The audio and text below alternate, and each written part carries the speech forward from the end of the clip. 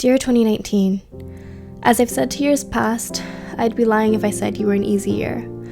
But you were the year I learned how easy it is to give up.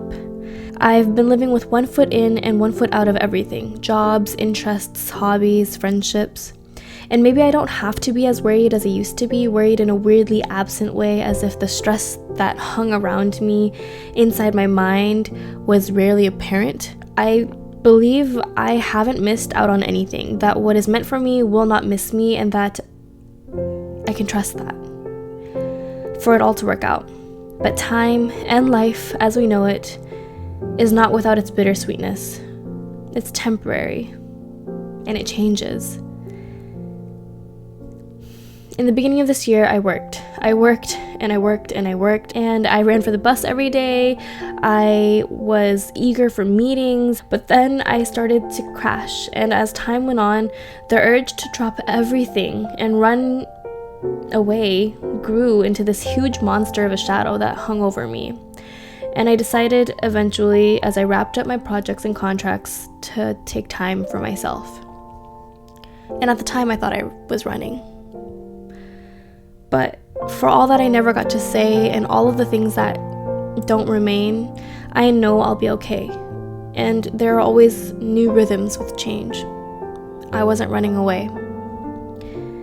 We traveled a few times this year, to Japan and South Korea namely, where I relearned what it meant to slow down. In busy, bustling cities, I stood still, admiring the rustling leaves and the petals and the sounds all around me, marveling at the way my mind quieted when I did, especially when the noise of the outside world deafened me. And all of that said, we lived and lost, as all do, and in no way was I ever prepared for it. And that's okay, as the horrors across the world piled atop one another, and as I lost what was yet to be mine, I let grief fill my heart silently. But we kept on. This year, I learned that even if I'm not where I want to be, I'm here, and I'm trying. I show up, and that counts. Because the days will continue on, and so long as I keep on trying, even in the smallest ways, on the days where I feel like I can't find my way, my Maker sees it all. Letting go and moving forward didn't make me weak. I'm free to start over. No matter the uncertainty, I am free to learn peace. And so are you. It's okay if we aren't where we want to be. Your biggest win this year could have been anything. And if it was just staying alive, it's not just staying alive. You made it. If you stayed alive, relearned yourself, remembered your heart, that is a huge win. You won't always notice the sun rising until you feel its warmth in your cheeks and its light in your eyes.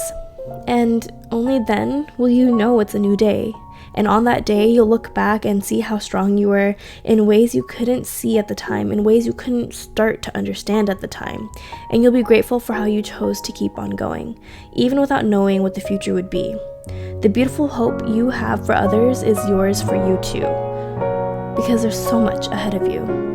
We tried so many new things this year. I watched the sun rise and the sun set in one day, feeling peace wash over me the way colors painted across the skies.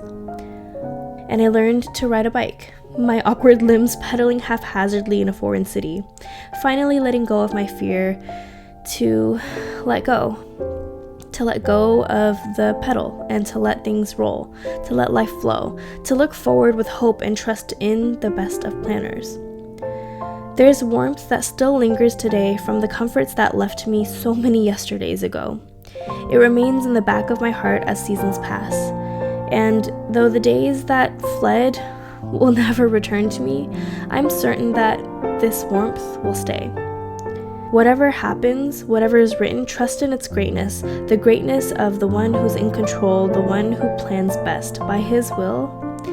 Here's to another year, to change, to starting over, to redirection, and to continuing on.